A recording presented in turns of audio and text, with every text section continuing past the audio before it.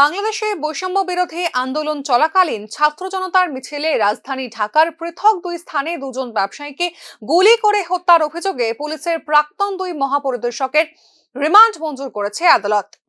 এই দুই আইজিপি হলেন শহীদুল হক এবং আব্দুল্লাহ আল মামুন। এর মধ্যে শহীদুল হককে 7 দিনের ও আব্দুল্লাহ আল মামুনকে 8 দিনের রিমান্ডে পাঠানো হয়েছে। মঙ্গলবার তাদের ঢাকার উত্তরা থেকে গ্রেপ্তার করে আইন শৃঙ্খলা বাহিনী। গ্রেপ্তারের পর তাদেরকে ডিবি হেফাজতে নেওয়া হয়। প্রাক্তন দুই আইজিপির বিরুদ্ধে একাধিক মামলা রয়েছে। বুধবার সকাল 6:45 নাগাদ রিমান্ড চেয়ে তাদের আদালতে তোলা হয়।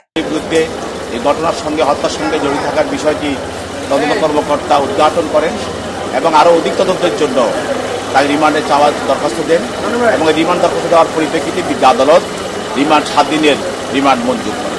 আব্দুল্লাহ আল মামুন সদ্য যিনি আইজিপি ছিলেন, প্রধানমন্ত্রী কার্যালয়ে গিয়ে তার সঙ্গে পরামর্শ করে এবং সেখান থেকে বের হয়ে আসে।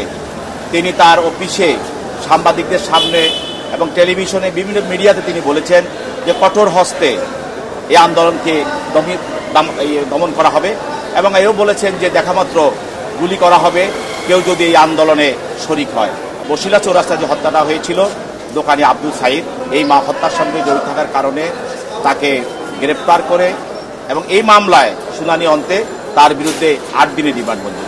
হত্যা মামলায় সুনির্দিষ্ট অভিযোগ ছাড়া কোনো রিমান্ড হয় না।